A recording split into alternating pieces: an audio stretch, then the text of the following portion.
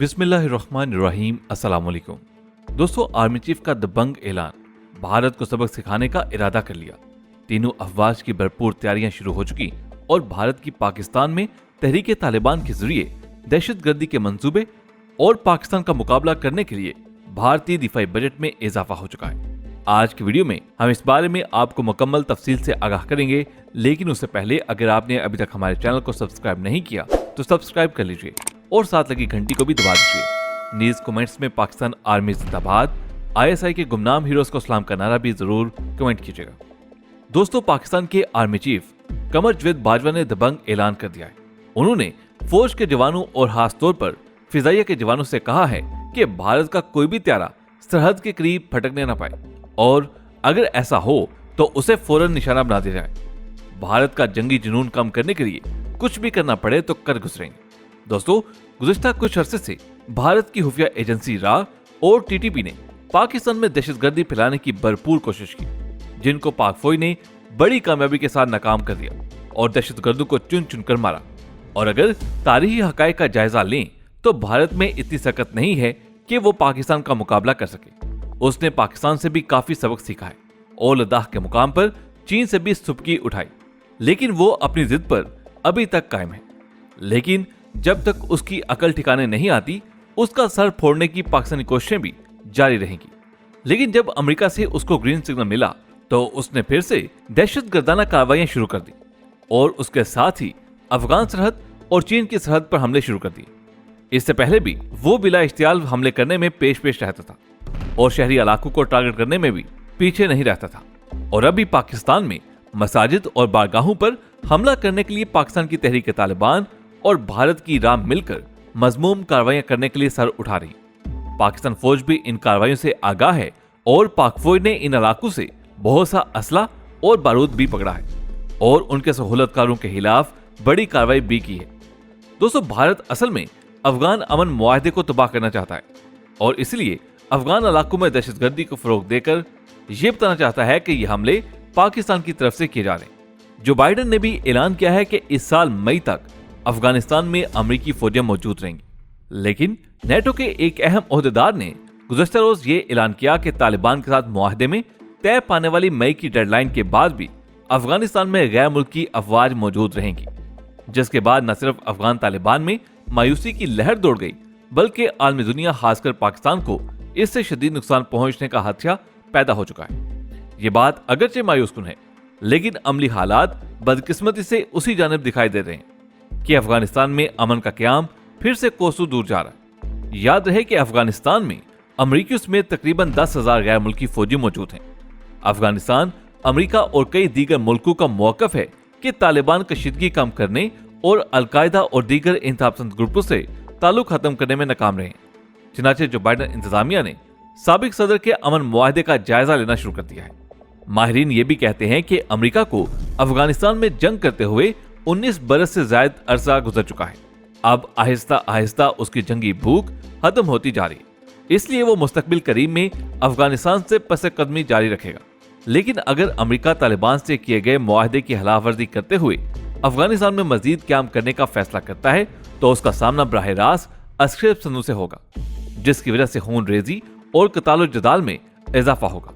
लेकिन अमेरिका अगर जंग करते करते थक चुका है तो वो एक बार फिर पसे कदमी की तरफ लौटेगा। अमेरिका अफगानिस्तान से आए निकले या बाद में, लेकिन जब भी निकलेगा अफगानिस्तान की मौजूदा हुकूमत का दरम तख्ता हो जाएगा। माहिरीन ये भी कह रहे हैं कि अमेरिकी फौजें जो अफगानिस्तान में रहेंगी वो दरअसल भारत के लिए राह हमवार करने का सबब है। इन फौजों की आड़ लेकर भारत अपने तमाम मंसूबे पाया तकमील तक पहुंचा सकता है। भारत की कार्रवाइयों और कोशिशों की खबरों के साथ ही पाकिस्तान के आर्मी चीफ ने एक अहम बयान दिया है और भारत से कहा है कि पाकिस्तान की अमन की कोशिशों को पाकिस्तान की कमजोरी ना समझा जाए। दोस्तों, पाकिस्तान एयरफोर्स एकेडमी की ग्रेजुएशन तकरीब से खिताब करते हुए उन्होंने कहा कि जिस तरह 27 फरवरी को भारत को मजा चखाया था, इसी तरह अब भी भारत का कोई त्यारा पाकिस्तान की सरहदों की जानिब आए तो वापस ना जा सके। उन्होंने भारत को पैगाम देते हुए कहा कि हमें आपकी साजिशों और मंसूबों का इल्म है और हम उन्हें नाकाम बनाने की मुकम्मल सलाहियत रखते हैं, जिसका मुजाहरा पहले भी पाक फौज कर चुकी है और इंशाल्लाह आइंदा भी करती रहेगी। दोस्तों, पाक फौज के सिपह सालार ने मजीद कहा कि पाक अफवाज हर तरह की सूरत हाल से निपटने के लिए हर वक्त तैयार है। अगर भारत ने फिर कोई गलती दोहराई तो उसे अब भी उसी तरह का जवाब दिया जाएगा जैसे माजी में दिया गया था। इससे कबल मेजर जनरल बाबर इफ्तिखार ने भारत से कहा था कि वो अपने राफेल तैयारों के सर पर अकड़ रहा है। अगर वो 5 की बजाय 500 तैयारे भी ले आए तो भी पाक फौज का मुकाबला नहीं कर सकता। उसकी वजह बताते हुए उन्होंने मजीद कहा कि जंग तैयारों से नहीं बल्कि जज्बों से जीती जाती है और भारत की फौज में जज्बों का फुकदान है। जब पाकिस्तानी पायलट हसन सदीकी ने 27 फरवरी को भारतीय MiG-21 को मार गिराया था और भारतीय कमांडर अभिनंदन को गिरफ्तार कर लिया गया था तो उसने चाय का कप पीते हुए एक जुमला बोला था कि द टी इज फैंटास्टिक, यानी चाय बड़े मजे की है। उस वक्त पाकिस्तान के एयर कमांडो सैयद आमिर शाह ने कहा था कि अगर भारतीय राफेल आ भी जाए तो हमारे F-16 और JF-17 थंडर उनका बआसानी मुकाबला कर सकने की सलाहियत से माला माल है। दोस्तों, यहाँ पर यह खबर भी देते चलें कि भारत के अंदर गरीब आवाम गुर्बत की जिंदगी गुजारी, लेकिन भारत असला बारूद और तैयारे खरीदने के चक्रों में पड़ा हुआ है। लेकिन बार बार जंग करने के बावजूद 70 साल में भारत पाकिस्तान की 1 इंच जमीन पर भी कब्जा ना कर सका। अलबत्ता सबकी जरूर उठाई। अपनी जंगी जुनूनियत की वजह से वो हर साल अपने दिफाई बजट में बेपनाह इजाफा करता रहता है।